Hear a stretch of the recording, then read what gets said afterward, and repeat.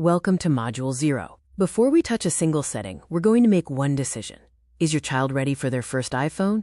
And if yes, what kind of setup makes sense right now? By the end of this module, you'll pick one of three paths: not yet ready, ready with constraints, or ready. This takes about 5 minutes. It's worth doing, because the easiest way to avoid phone problems later is to choose the right starting point today.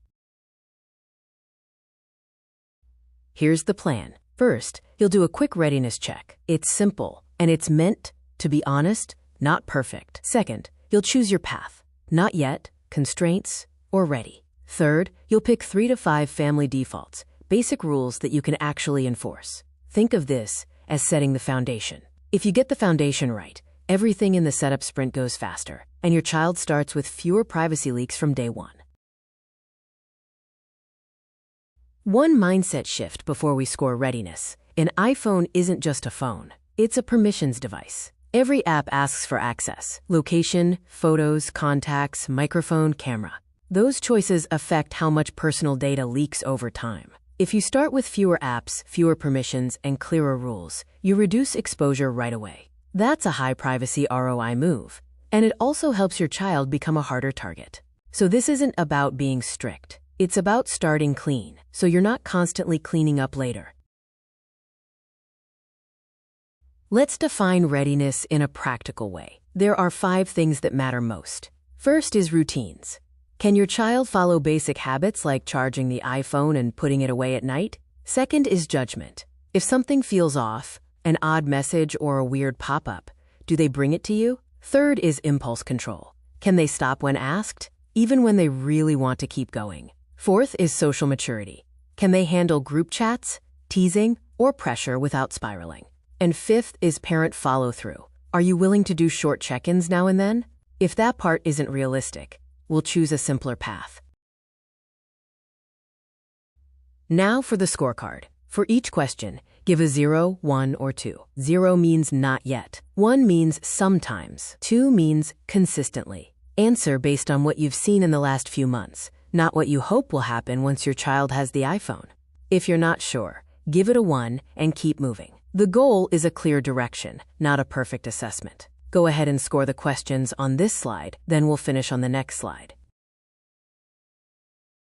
Same scoring here: 0, 1, or 2. As you score, pay attention to patterns. If routines and impulse control are low, that usually points to waiting or choosing constraints. If judgment and communication are low, meaning they don't bring things to you, constraints are often the smart move. Once you've scored these items, add up your total. Don't worry about a single question. We're looking for the overall picture. When you have your total score, we'll interpret it on the next slide. Here's how to interpret your score. If you're in the lower range, choose not yet. That doesn't mean your child is behind. It means an iPhone will likely create more friction than value right now. If you're in the middle range, choose ready with constraints. This is the most common smart yes for ages 8 to 12. Your child gets the benefits of a phone, but you keep the app and permission surface area small.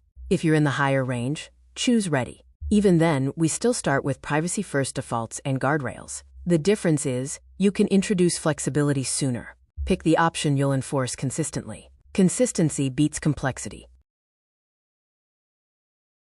If your result is not yet, you still have solid options that meet the practical need without opening the full smartphone ecosystem.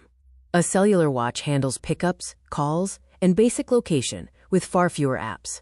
A flip phone works if you only need calling and simple texting. A shared family device can cover travel or weekends without giving a personal device. And a Wi-Fi-only device can be a stepping stone, especially if you want practice with routines before adding full access. Choosing an alternative is often an easy privacy win: fewer accounts, fewer permissions, and less data exposure. If your result is constraints, here's a starter rule set that works well for this age. Start with no social media apps. You can add them later. You can't unring that bell once the habits form. Limit communication to approved or known contacts. Make a clear rule that new apps require parent approval, or at least parent review. Set a realistic downtime schedule, especially on school nights. And plan for short check-ins, especially in the first month. This isn't spying, it's maintenance. New apps, permissions, and anything that feels off. This approach keeps the iPhone useful while keeping privacy and sanity intact.